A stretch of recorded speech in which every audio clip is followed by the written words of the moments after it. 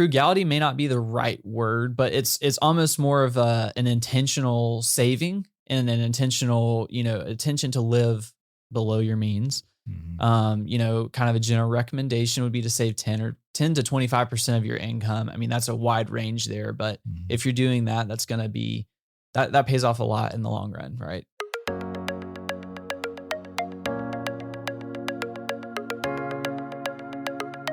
Welcome to Wiser Retirement Podcast. Are you curious about how to grow and protect wealth without living a flashy lifestyle? I'm Casey Smith. Today, I'm joined with William Metcalf. Each week, we bring you practical advice on retirement investing and planning your financial future. Don't forget to subscribe to the podcast wherever you're listening. Let's get started. Hey, William. Hey, how are you? Doing good. Yeah. So everybody here has different nicknames. Some people don't have nicknames yet. I call William Mr. Dependable because he's a superhero. Oh, I don't know about that. I can count on William to research anything. It's going to be accurate and I can trust it. So I appreciate that. Welcome back to the podcast, Mr. Dependable. Well, I'm glad to be back. You know who's not dependable? No. ChatGPT. Really? Why is that? So about 4 or 5 days ago, I got in my car and it said coolant level low. Scolding could happen. I have a BMW, so it uses like weird words sometimes. And I was like, what? How's the coolant low? This is a 23 model. Like I buy these things. I don't have to deal with this, you know? Right. And I had to be somewhere. So I was like, you know what? If we scold the engine. I got to be here. And then after I was taking my daughter somewhere. So after I dropped her, I went immediately to like an auto parts store. Of course, BMW has to have their own coolant. They can't use common people coolant. No. So I had to figure that out. And then the message went away. I was like, oh, okay. Well, maybe it was just a fluke thing, computer malfunction thing. And so then I went a few more days. And then this morning, of course, I decided to be ambitious. I was up this morning. I'm gonna go work out, use elliptical, do all the right things that a middle-aged man should be doing. Right. And what do you know? Coolant level low message. And I'm like, all right, well, I've been carrying this special BMW blessed coolant around with me. Nice. So I was like, well, engine's cold, so this is the time to do it. Yeah. Don't know where to put it in. Like I'm looking at it at the car and like there's very few places that this thing could go. Yeah. But two look like it could be it. And I'm pretty sure you don't want to put coolant in the wrong one, right? They don't want us common people working on our own cars or something like that. No. So I instead of opening up the glove box and getting the manual out, which has a lot of words. Right. Yeah. Can't ChatGPT that. I was I'm just going to ask ChatGPT. I told what model it was, what year it was made. And I said, where's the coolant? Give me a diagram of where the coolant is, where I'm supposed to put this coolant in. Yeah. And it told me, and I went there and there was nothing that looked like that. And I actually went to YouTube and I saw what ChatGPT was referencing. Right. And I was like, well, that's not even my model. Like it was a 5 series, but it wasn't like the M550. Yeah. So very slight difference. I guess. I don't know. I don't know my BMWs to tell you which model where they put the antifreeze. So, so anyway, I said, I don't have a translucent reservoir. And then it said, oh, right. It's black. Well, the whole thing's black. Everything in there was black. Right. So I was like, forget it. So I just opened up the manual. I'll start reading the manual. Well, come to find out there's 2 reservoirs. There's an overfill reservoir and then there's the main reservoir, and you got to put it into the main reservoir, supposedly with this error code. Yeah. And you know what? BMW made it really simple for me. If I just pushed manual on the screen, the manual's built into the car and it tells you exactly what to do. That would be a good place to start. I figured that out. It's like, oh wow, the car actually just tells me where I'm supposed to put it. And so, I lost 20 minutes of, my elliptical time today because, but hey, the antifreeze is in the coolant. And if you have an M550, it's on the top right side toward the driver. Okay. That's where it is. Good to know. BMW tips out there for anybody listening. I know. It's funny as I was in the manual, it says you may have to occasionally add fluid. Right. This is crazy. Yeah. I mean, I don't want to digress into cars. This is not a car show, but everyone was laughing at me because, when I was at a sports event and I got backed into I had bought brand new tires. Yep. My car got backed into and it had to go to get a new door. Right. So it was in the shop. They couldn't get the new door. The whole tariff thing had started. Oh, There's a lot of confusion over, I was paying for nothing, but how much is this door really going to cost now? Right. And it sat there for about a month before all the parts came, maybe a little bit more. Well, the tires just sat. No one was driving the car, obviously. Yeah. Well, the tires went out around. Yeah. So when I picked up the car had all these vibrations. Yeah. And I took it back like, why does it have all these vibrations? It's like, oh, we're gonna have to give you new tires. Those tires aren't designed to sit. So now, if I go out of town for like 2 weeks, I have to like call somebody to go over to my house to drive my car. Just drive the car like a foot. Yeah. Yeah. Yeah. That's crazy. I know. I'm inching toward a Toyota Corolla every single day. Yeah. I drive a 4Runner. It's a workhorse, and I've never had a problem finding where to put anything in the engine. So I know. It's crazy. That's my recommendation there. So I think Toyotas would resonate with this topic today, actually. Yeah, that's true. That's a good segue. All right. So let's talk about, I tell my children all the time, they go to a school with a lot of wealthy families, or I will say rich families. Mm-hmm. And I say, guys, there's a difference between rich and wealthy. Yes. Rich people make a lot of money and they spend a lot of money. They have flashy cars, flashy houses. Wealthy people are probably driving the Toyota Corollas, right? Living in normal housing, nice house, but normal housing. Yeah. Right. Below their means. Right. Now there's super, super wealthy people who can look rich and be wealthy at the same time. Right. You can have a Learjet and be living under your means. And it seems like every one of your neighbors is one of those people, right? Everybody you know is one of those people. Right. But that's like the very, very, very, very top percentile of people. So I don't want to steal from your thunder. So let's once you go ahead and start by defining what does quietly rich mean. Yeah. And why do you want to be quietly rich? Why would I be loudly rich? Yeah, there's a lot of reasons for that. And I mean, it depends on every person. So, but quietly rich is just, like you were describing, The Millionaire Next Door. So that was a book that was written about 25 years ago. And I think that term 25 years ago? Yeah. What? Really is popular now. I'm old. Yeah. I don't want to say that. Never mind. Yeah. You're not old. No. That term was really popularized by that book. And basically what they were talking about in the book is, your wealth accumulation relative to, how much money you make. And so they had a little equation in there, and they had like these different categories of like, you're an under accumulator of wealth based on your income and your savings, or they called it a prodigious accumulator of wealth, like hyper accumulator, or you're an average accumulator. So that's where that term comes from. But really what we're talking about today is just kind of the principles that we see with clients who are, we call our clients kind of the millionaire next door. A lot of them are. Yeah. And these are people that have just done a really good job building their wealth because of their good habits. And so that's the crux of what we're going to talk about. All right. So what are some of the quality traits that you see in people like this? Yeah. So, I mean, frugality may not be the right word, but it's almost more of an intentional saving and an intentional, attention to live below your means. Mm-hmm. Kind of a general recommendation would be to save 10 to 25% of your income. I mean, that's a wide range there, but if you're doing that, that's going to be, that pays off a lot in the long run. Right. Right. So knowing what you're saving as a, percentage of your income is important. So, being able to set those milestones for yourself is something that's really good to do.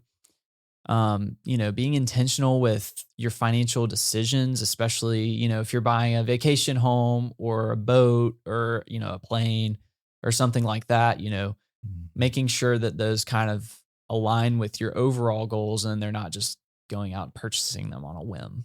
Yeah. And you talk about this a lot actually, but having a mission statement that aligns with your goals kind of helps you keep those, spending items and big financial decisions in line with your goals. So you have this stated purpose of like, what is your wealth trying to accomplish?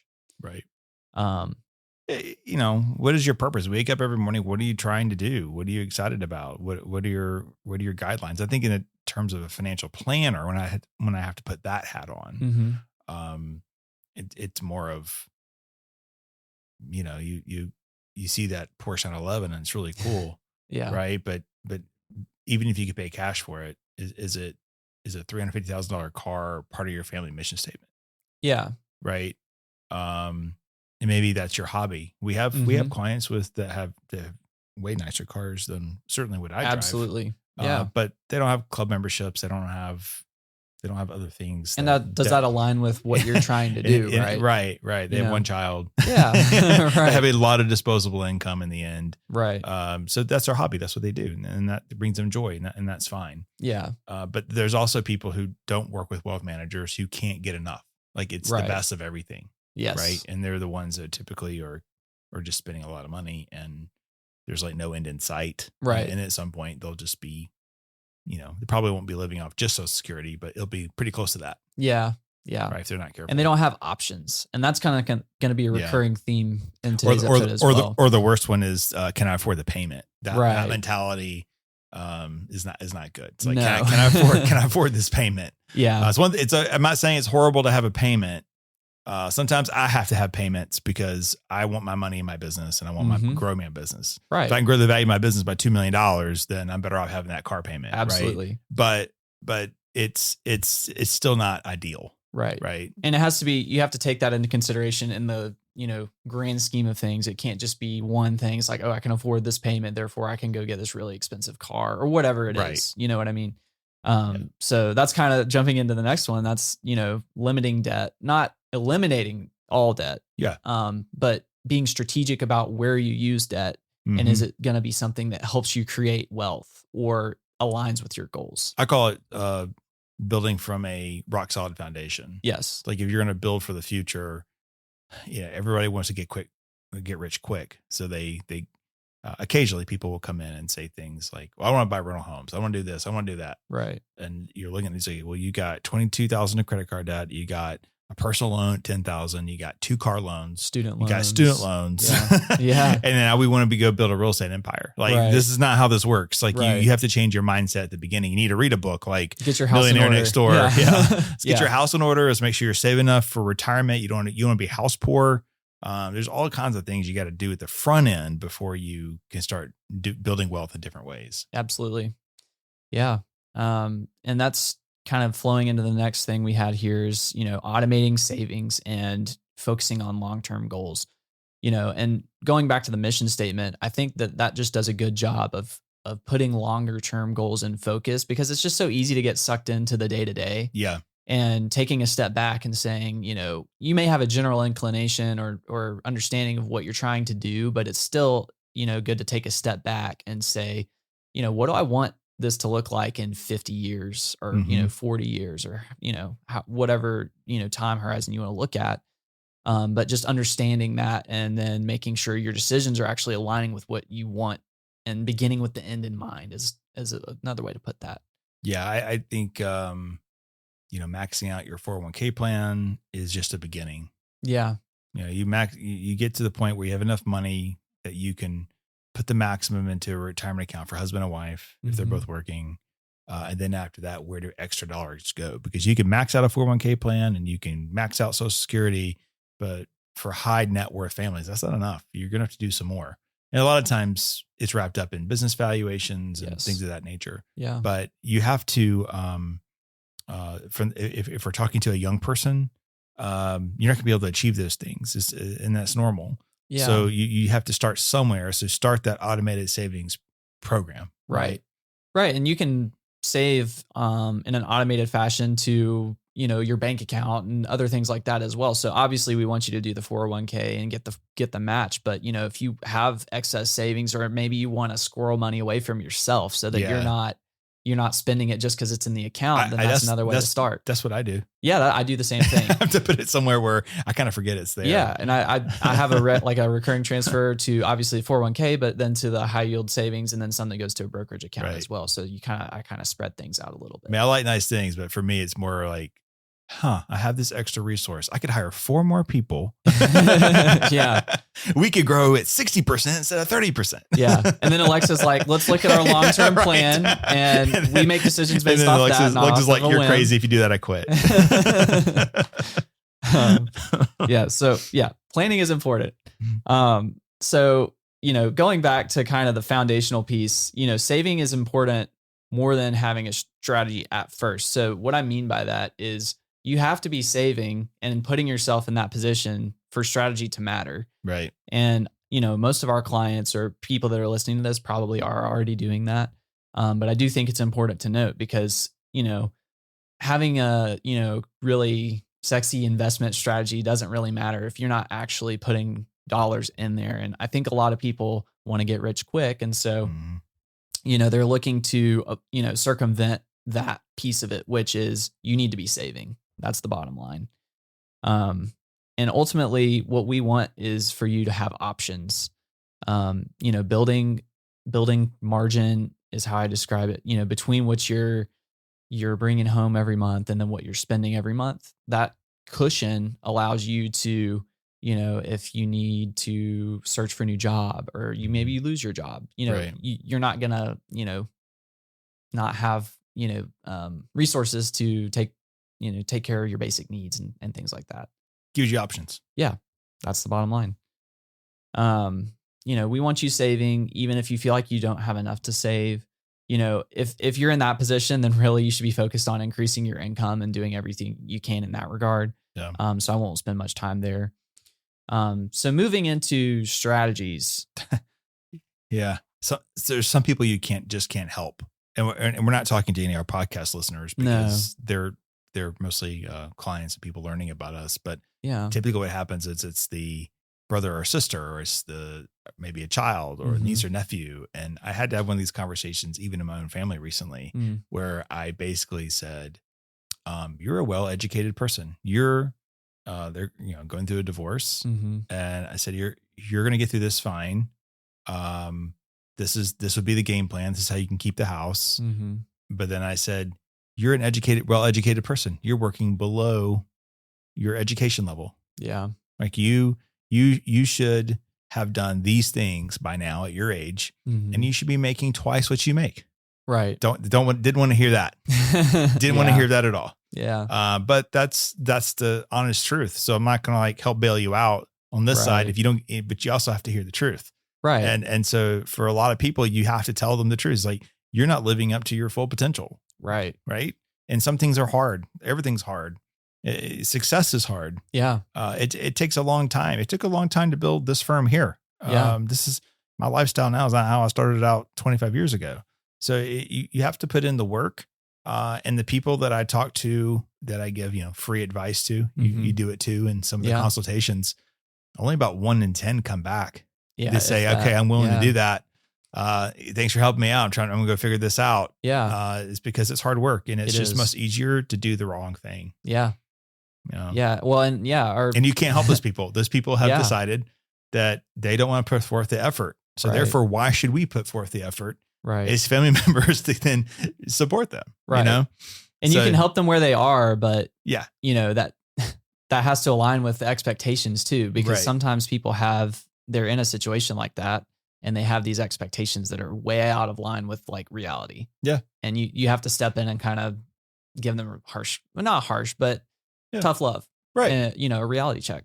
And this is a land of opportunity, but for those who want it given to them, this is not a land of free handouts. Right. You should have been born of Saudi descent. Yeah. And lived in Saudi Arabia. I think those are handouts, right? I think so. Yeah. Sovereign wealth it's all expats that work there because they can't work or something. It looks bad or whatever. Yeah. But this is the land of opportunity. We came here in a boat. We cut down trees. We did stuff. Right. And there's some softness out there. Mm-hmm. So fight the softness. Yeah, for sure. Quick check-in. Have you thought about the legacy you'll leave behind? Download 7 Steps to Leave a Financial Legacy, a free guide from Wiser Wealth Management to learn more. It's not just about wealth. It's about leaving a lasting impact. Go to wiserinvestor.com/guides to download your free guide today. Now let's jump back into the episode.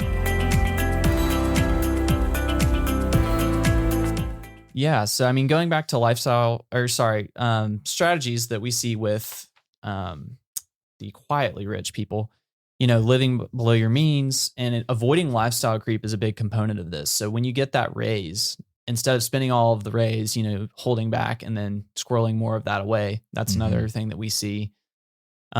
Keeping wealth private, that's another thing. If that's part of your goal, maybe your family isn't as wealthy as you and you don't want to be viewed differently than them. I've seen that.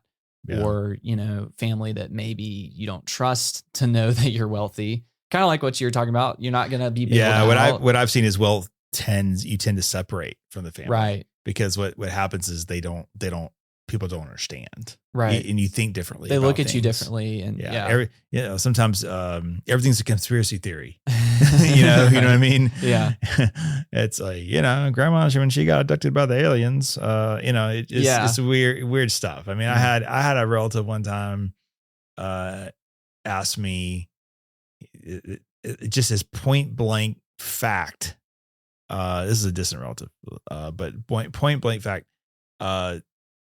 When you were an airline pilot, yeah, you know where I'm going with this. I think so. When you were an airline pilot, how often did you guys do the chemtrails? There's a button in the plane you push. Yeah. And the chemtrails is the whole theory out there, conspiracy theory, that commercial airliners are dumping things into the sky that reduce birth rates and control the population. It's just not true. Yeah. It's kind of silly. Not a real thing. Yeah. That there have been experiments with the government and weather patterns. I mean, that's known, and how they affect hurricanes or whatever. But no, Delta Airlines is not dumping.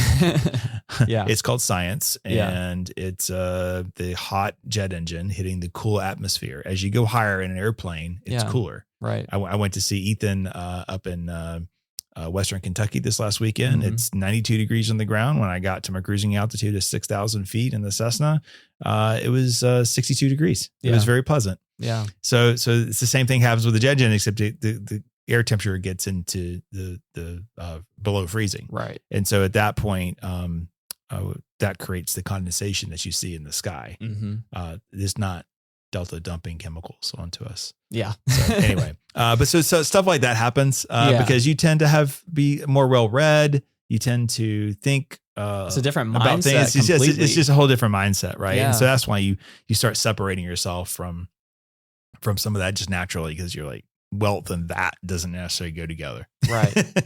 Right. And so that, living a more quiet lifestyle will protect you from those dynamics. And then, there's even things where, with estate planning, you can also kind of keep things private, like with trust and things like that as well. Right.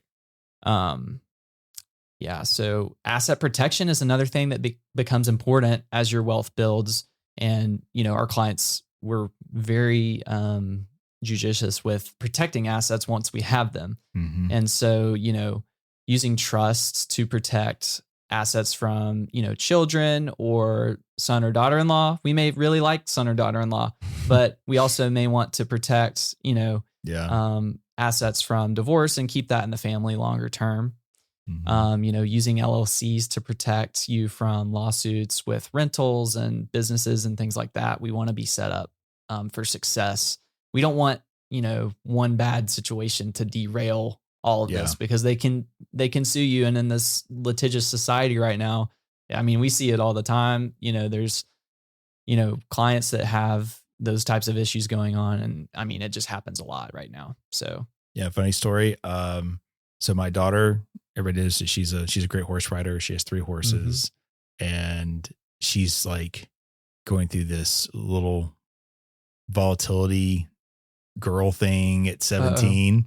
And so you just never know what you're going to get every day. And so she kept saying that she's not going to go to college. She's just going to go work on a farm somewhere. And I started thinking, it's like, wait a minute, these horses are in her name. Like when she's 18. Yeah, they're hers. So I quickly formed an LLC and I moved all the horses into the LLC. Now, if I die, they can become her horses, but right now they're my horses until we have a well-established career path. Right. Yes. Career path, long-term thinking. Yeah. All of those things. Yeah. Right. Yeah. And the name of the LLC is like her name. Right. So it looks good to her. Right. But the operating agreement clearly has my name on this. managing member. Yeah. That's kind of the thing here is like protect people from themselves a little bit too, you know? You can do things to make sure that you're protecting your loved ones, and she'll be fine. She has a great level head, but just one day I was with all the, when I leave the house, every teenager's like this. I was like, I think I better not assume the best. Yeah. Right. Another thing too is insurance. Yes. You think about the ways to lose your money. It could be something silly. You had a bad day, you look down, and next thing you hit somebody and you cause a lot of damage, and they sue you for $2 million. Yeah. Or somebody gets hurt on your property. Maybe you've got, I don't know, like ATVs or something, and somebody gets hurt. Like that's. Yeah. We had a client, teenagers were over the house. Yep. So one of the girls, she slipped and fell or something. I don't remember the details. Dropped a weight on somebody's toe or something. Oh, that's right. She dropped a weight. Yeah. Or someone dropped a weight on her toe. Something. And the parents ended up suing. Yeah. So you want to have an umbrella that's probably equal to your net worth. Yeah. Just to be safe. Yeah. And that's something where we have people that save and they're very frugal in nature. And so they don't want to pay for the insurance. That's true. Like, in terms of bang for your buck, umbrella insurance is probably the best out there. It's couple $100 a year for. That's a good point. Savers are really hard. It's hard to get them to go travel in retirement. Mm-hmm. And it's really hard frequently. And it's really hard to get them to pay for things like that. Another example would be someone that has a very large position in one company, and the basis is really low, and selling it is very tax painful. Right. So you can do something else called writing a put. You could buy insurance. So if it drops below a certain price, then you're protected. Right. Right. We did this for another client after like the Lion Air crash at the 737 MAX. I saw that on the news and I was like, all right, that's number 2 in the MAX. Yeah. We need to buy a put. And then we did it. It was like $20,000 to cover the cost. But you know what? Less than a year later, I think Boeing stock had fallen from 380 down to 120 or something like that. We sold it for 380. Yeah. So that protected it, right? Yeah. Where what I find in other clients who have single stocks that are a large percentage, like 10+%. Yeah. They won't spend the money to buy the put. Right. Or they're just afraid of paying the tax too. That's the other thing. Yes. And that's the other alternative is like, let's just pay the tax. And they don't like that either because that's costing them something. Right. But if you have a bad CEO, even the best companies can fall. Yeah. Even if it's just 10, 15 years and they make a rebound, that's your retirement, your good years of your retirement. Right. So you have to, you can't be foolish. So you have to find ways to protect your savings that you've built up. Now, market protection, I don't know that you really need. If you just have a large concentration in the S&P 500 and the market's volatile, that's why they try to sell you annuities and garbage like that. Right. So I'd say you don't need market protection if you have enough cash reserves. Yeah. Which is what planning's about. Right. But yeah. Yeah. Sorry, I think I derailed. No, that was great. And then there are ways that we can be tax efficient and, that we're actually being tax efficient and saving the client money. So, if you're a charitably inclined person already, this isn't necessarily something that makes sense if you are not necessarily charitably inclined, but you can bunch donations for multiple years and into 1 year and then, do one large donation to something like a donor advised fund. And that, that could be to cover the sale of a property. There's a lot of different things that could help with. But that's an example of a strategy with charity. Yep. We always look at Roth conversions. It's coming up to that time of year where it's tax planning season, and Roth conversions are ways we can save you money in the future. Looking at the benefit analysis for that. That's not a one size fits all thing though. That's a very specific thing we look at for each client who we're talking to about some of the worst articles I've ever seen on this are like in the AARP magazine. I don't know where they get these advisors to write this stuff, but it's horrible. So yeah, this is not advice you can give to masses. It's on each individual family. Yeah. And it takes real tax planning to do it. Exactly. Yeah. And a lot of brokers can't even give tax planning or they won't. So no. If you're at like an Edward Jones or a Merrill or Morgan, they can't do tax planning. So you're kind of stuck. And unfortunately your CPA probably doesn't do tax planning either. Yeah. People don't understand that. Yeah. You got to be a really big client there for them to start doing real tax planning. But yeah, we do tax planning in house just because I can't trust the CPAs to actually understand the big picture and understand why we should be doing what we're doing. Right. If you corner your CPA, they have the skills to do it. Absolutely. But I'm finding that the margins in their business are so small. They have to have a lot of clients. They have to move a lot of returns. Yeah. So they're not making money on the planning side. They're making money on the preparation, the preparation, which is somewhat of a commodity. Right. Really. Yeah. So they ought to be doing more planning to justify their cost. Right. But that's not what happens. Yeah. And then timing and the location of where you're taking money in retirement is another important thing. We can be very tax efficient with that as well. And that's another thing, pre-retirement too, building different buckets. I think we talk about this a lot, but having a taxable asset bucket and your pre-tax and then also Roth, those three work really well in concert with one another in retirement. Or we also, depends on the situation. Again, that's not a one size fits all thing. Also, I'll add to this list. We have clients that are living well below their means. So when the required minimum distributions come up between age 73 and 75, they're actually donating money from the RMD directly to their charity. Right. When they do that, they get a full deduction. So if you donated, $1,000 or $10,000, it's like that's not taxed anymore. Right. And it's like if you're going to put that in the offering plate out of your bank account, anyway, it actually makes more sense to do it from the IRA. Right. And it's the same thing to whatever organization you're donating to, but it's saving you on the tax side. Correct. Yeah. I mean, so let's talk about smart investing. Yeah. I mean, this is just, we've already touched on this a little. Yeah. Making sure you're diversified. That includes, not having everything in a couple rental homes. So it's not just stock that we're talking about. Real estate and business ownership, making sure that your liabilities are covered there. And, if you own a business, like we mentioned earlier, having liability protection and insurance for those types of incidences. Then protecting yourself from yourself.